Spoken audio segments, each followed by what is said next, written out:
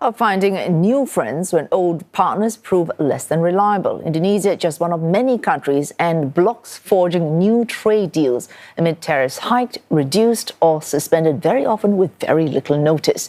CNA's Juliu asked Indonesia's Vice Minister of Trade at the Milken Asia Summit here in Singapore about the impact of punishing levies. The U.S. is one of our largest trading partners. It's our second biggest export country and our fourth import country as well. So, the U.S. is very, very important for Indonesia. And as you know, we've had negotiations with the U.S. and it's been happening and still is happening. We managed to bring down the tariffs from 32% to 19%.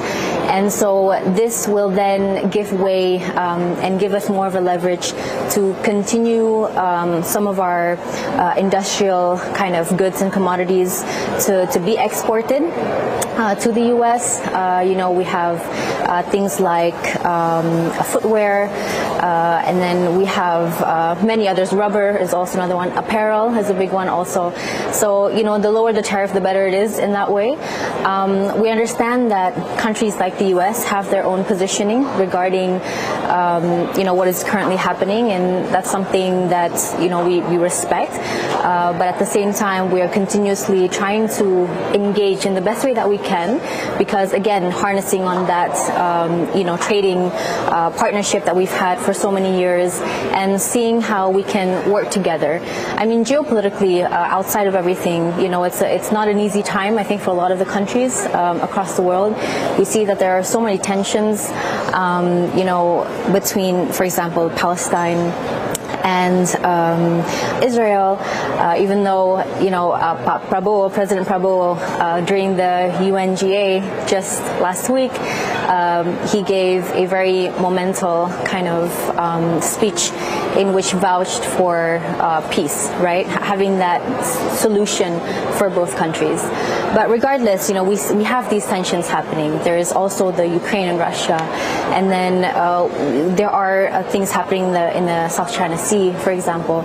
So there are challenges, but again, at the same time, Indonesia continuously wants to just engage with the world irrespective of what is happening, and this is kind of the positioning in which we have had for so many years up until now as well. Okay, definitely the world order is changing. As you said, everything is shifting, it's very volatile. Yeah. But just turning to this region, Minister, ASEAN countries are emerging as the alternative manufacturing hub. Yeah. Your ASEAN peers like Thailand and Vietnam are stepping up aggressively. I wonder how Indonesia is trying to stay ahead of the game.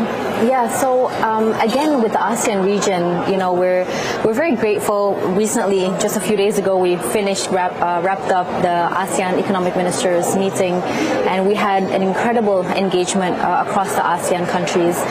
We talked about, for example, strengthening the RCEP, right? And the RCEP is very important for us in this way because it's catering towards not only the ASEAN countries but also bridges between, the China, Japan, New Zealand, and Australia are all included, including that of South Korea.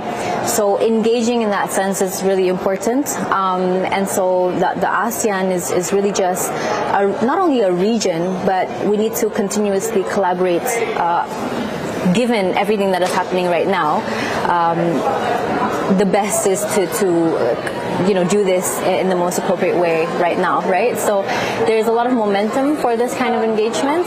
And again, leveraging on the RCEP, there's a lot of discussions about finalizing some of our trade agreements with other countries, partnering countries, like that of Canada, for example, in which Indonesia is leading at this front, so the ASEAN-Canada FTA. And so this is something that we hope to be finalized by next year, 2026. So there's a lot happening within the ASEAN region, and ASEAN centrality and unity is really important. I think we can kind of leverage on each other's strengths and be able to aid in which we are weak in some aspects, right? So continuously engaging and working to help each other is really where our mindset is at right now within the ASEAN region.